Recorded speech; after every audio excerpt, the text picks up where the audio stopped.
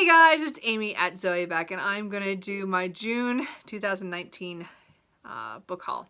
So I did fairly well. I would have liked to have done a little bit better. It's just, I always get to a certain point, and a lot of times a Sunday afternoon when I've been watching too much BookTube, that I just buy books online. So didn't do quite as well this month as I was hoping, but I still didn't do too bad. So 1, 2, 3, 4, 5, 6, 7, 8, 9, 10, 11, about 11 books. It's actually pretty good for me. But I did buy a lot of ebooks too, so I will get to that in a second. But let's talk about the physical books first. I do want to bring up one that I'm not sure about that I borrowed from a friend of mine. So I do have one borrowed book, and it's called The Foundling by Charlotte Bronte. And I don't know anything about this. I actually didn't know this existed until she handed it to me to read. So it says she wrote it when she was 17, and it's like a fairy tale. So I don't know if anybody's read this. What do you guys think? I have The Professor, and I have most of her books to read. I've only read Jane Austen. So, or not Jane Austen. God dang it. I just did something else for Jane Austen. Jane Eyre. So I haven't read any other Bronte. And again, I did not get along with some of the other Bronte books from her sister. So I don't know. But I borrowed this from my friend. So I think she's going to let me hold on to it until hopefully October for Victober. But we'll see. I might have to read it ahead of time. But that was just a borrowed book. Then I'll go through the books that I bought. I got 2 nonfiction books. One of them I just kind of picked up, which is called The Friendly Dickens by Nori Ebsen. And I saw this online somewhere. And it like talks about Dickens' books, you know, by the book, and then going through like what, a little more in depth about each one. Like a good-natured guide to the art and adventures of the man who invented Scrooge. And so I'm not sure if this will help me when I read each story or what, but I am trying to get back into Dickens. I read a couple during school and college, and I just have never really picked him up again. And I did really enjoy rereading A Christmas Carol this last year, and my goal is to read Bleak House this year because I should have been reading it all year, but I have not been. So anyway, I just figured someone said that this had some information on some of the books, and just kind of gave me more insight into Dickens and his world. So I don't know. I got it really, really cheap online. So not like I paid a lot. And then the other one was a total, like this was actually an ad. Or no, maybe it wasn't an ad. I take it back. It was on Instagram. I saw it on one of the publishers. It must have been Harper, because this is a Harper Perennial book. So I'm guessing I was like, because I follow them on Instagram because I like looking at all the books. And it's called Fifth Avenue, 5 a.m. Audrey Hepburn, Breakfast at Tiffany's, and the Dawn of the Modern Woman by Sam Wasson.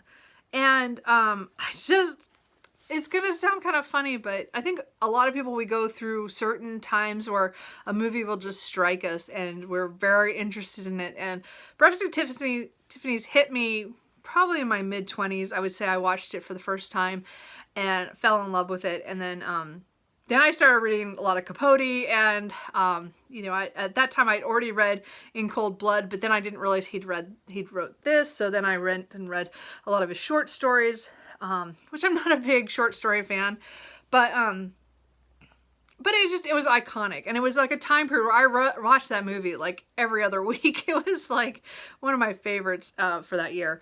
But I just picked this book up because I was talking about the actual filming, I think, of it, and you know, then talking about other people involved with Moon River, like the song, and then also Capote and some other things. I don't know. So it's kind of like that time period, I'm hoping for like a time capsule of when that movie was done. Well, I don't know. I don't usually read books like this, but for some reason this drew me in, and it was super cheap that day on Amazon, so I picked it up. So I don't know. If you guys have read it, let me know, but I'm kind of excited to read that. I probably will leave it for November, nonfiction November, but I might get to it earlier then. I don't know. I did pick up Territory of Light by Yuko Tsushima. And again, I think I saw this first on Sean the Bookmaniac's channel. a little while ago. This was translated by Geraldine Hardcourt. And again, I'm a sucker for Japanese literature, and I'm still gathering more and more and still reading it. I have a fascination with their literature. Anyway, so this one, I don't remember. I know it's a woman's struggle. I think she's trying to bring up her young daughter alone, and I'm not sure what happens. I don't remember now because it's been a while. And I kept putting this on my list of that I wanted to get because it was kind of short, so I didn't want to pay too much, but I just went ahead and bought it. Anyway, so I don't know. I'm hoping that that is good.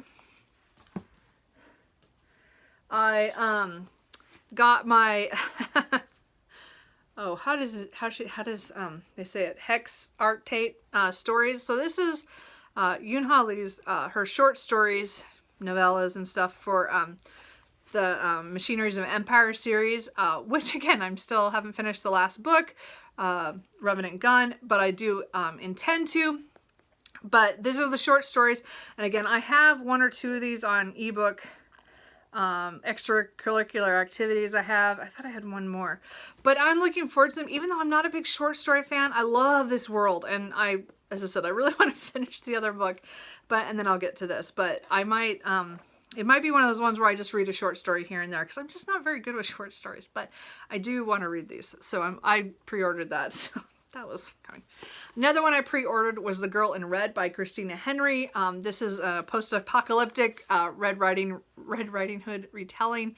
I've had hit and miss on her books. I love her Alice in Wonderland retellings. Alice, I loved. The Red Queen I didn't like quite as much, but she's coming out with a new, I don't know, it was a new short story collection or a new novel. I can't remember. In that world. So I'm looking forward to that. That's next year. And then I did not like The Lost Boy, and I have The Mermaid, but I haven't really dove into that. I mean, I tried to read it one day and I didn't click with the day. I don't think it was its fault. I think it was mine. So I still have that. So I still want to read that. But this is a Red Riding Hood retelling, again, with a post-apocalyptic. Something about something happened, and then this is like a little bit afterwards, and something about the woods. You know, don't go into the woods, and yeah. Anyway, I'm really hoping that I reconnect with her again in this story, so I hope so. We'll find out. If I don't, it's probably the last time I pre-order those books, and I'll just wait for the library copies. I did get into The Thinnest of Air by Simon R. Green, which is book 5, I believe. If I got my count right. I think this is 5. Yes, this is 5. The Ishmael Jones... how does it go again? Okay. British country mystery murders with a paranormal twist. I love these books. Anyway, so as I said, I just read earlier this month, or in June, I read the 7th book. So they're coming out slowly in paperback. But I did get number 5 now. So I'm getting them as they come out because I will reread these. They're just fun. Again, he's one of my favorite authors, so they're just fun. I also picked up, I did pick up another Japanese book, and I don't actually know anybody who's actually read it yet. I just saw it online and I bought it. I saw people, haul it, and I just bought it. So it's Tokyo Uno Station by Yu Miri, translated by Morgan Giles, and, I think this, oh god, I can't remember for sure, but because there's no like description on the book, and I keep thinking it's kind of a commentary on the area, and I can't remember if this is the one that has that there was a Korean the person has Korean what do you call it? I can't think, my brain is done. I don't remember. I keep thinking that they had Korean descent, but or ancestry in Japan, and I can't remember if that was this one or not. But clearly, I just bought it. I was like, good. If you guys have read this, let me know. Gosh, I'm blanking. I'll have to look it up again because there really is no description on here about it. It's just talking. I know it's talking about Tokyo in a different, like in an area, and then kind of behind the scenes, kind of like a little differently than what normal. I don't know. I don't remember, but it was intriguing when I bought it. I don't know. I did buy a copy of The Hunchback and Rome by Victor Hugo. There's a read-along this month, or in July, with Mara at Books Like Whoa, and I'm gonna try to join that. So we're supposed to read it between July 3rd and the 14th. So I've never read any Victor Hugo. This was translated by John Storrock.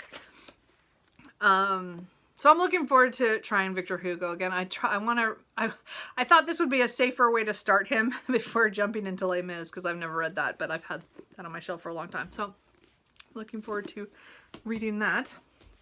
I finally just broke down and bought the Illumination of Ursula Flight by Anna Marie Crowhurst. This is a book that I saw on Mel's Bookland Adventure quite a while ago, and then a lot of people have read it since then, and everybody seems to really enjoy it. So I thought that's good enough for me, really. So I'm going to give it a shot. I know it has to do with the woman. Oh, I can't remember what the time period is. It's like, it was like pretty early. It says 17th century. So, and it's her life, I think, good and bad things that happened to her. I don't remember. I just hear it's supposed to be really good. I think she writes, she writes plays, I think. So they're in there too. So I don't know. Looks really good. And as I said, I've heard a lot of good stuff on it. I also bought a copy of Tessa Dare's Romancing the Duke. You cannot even see the title really well. That's weird how that copy is. Anyway, this is the first book in the Castles Ever After series. I have read this series a couple of years ago, but I've been wanting to reread them. You know, like they're books I wanted to grab off the shelf, and I found the other two used not too long ago. So now I have this one, and as I said, I'm trying to finish these series, and I love Tessa Dare. She's a fun historical romance writer. They're funny, but they're also, they usually have some kind of, they have good themes inside them too. And again, these ones are more, Castle Ever After is kind of like the woman inherits castles, and usually there's something wrong, or it doesn't really go the way it's supposed to on their benefactor. And this is one of the ones I really liked. I didn't have a copy yet. I read them first through the library. And then the last one I got was Velocity Weapon by Megan E. O'Keefe. And I got this book because one of my friends, I think one of my writer friends is a writer friend to her, and she was talking about it online, and so I just had to get it. And again, it's science fiction. It just came out. It's huge. It's massive. Anyway, but I think it's a new series from what I remember. But it has to do, I'm trying to think. Last thing Sanda remembers is her gunship breaking up around her as her evac pod expands, sealing her away from the salvage medics to pick up. She's expecting to wake in friendly hands, patched back into a new gunship. Instead, she wakes up 230 years later to an empty enemy smart ship that prefers to be called, it has like a name. So the war is lost and the star system is dead. So she's like, it's kind of fish out of water thing, but in space. I don't know. I hear it's a real good roller coaster. It's supposed to be a pretty fast read. It's supposed to be really good. So I'm hoping, since my friend was raving about it. Anyway, so that's kind of all the stuff that I bought physically. And just because I can't do any of this like normally, because, me and computer stuff. I did buy a few books, just ebook real quick on this month. Of course, I bought two of the, like the Werebears by T.S. Joyce. So like the Lumberjack Werebear and the Wood Cutter Werebear. So they're just short novella, little sexy times with werebears. Anyway, I also bought The Inheritance from Mother by Mina Mizumura. I don't know. Oh, I can't get these to come up. See? And I bought the Ocean Liner by Marcus. I don't remember. They have little things on it. I just bought a couple of weird books. And then, of course, Wolf Rain I already read. We all know that. And I think that was it this month. I didn't do that so well. Maybe next I'll just forget the ebooks. I don't, as I said, I read ebooks, but just not enough. So I don't know if I really want to start, I don't know if I want to haul them. Just, I don't know. You guys let me know. I'll just take that out. You know, you guys can let me know. Maybe next time I just will not bother. But Wolf Rain by Nalini Singh, of course, was book 18 in that series. And I loved it. And I've already raved about it. And it's, yay, it was great. Anyway. So those are all the books that I can't lift them up. I knocked the camera pot over. I didn't stack those up very well. So anyway, if you guys read any of these books, let me know if you liked them. What did you guys get this month? Anything good that I need to know about? And hey, I will talk to you guys later. Bye.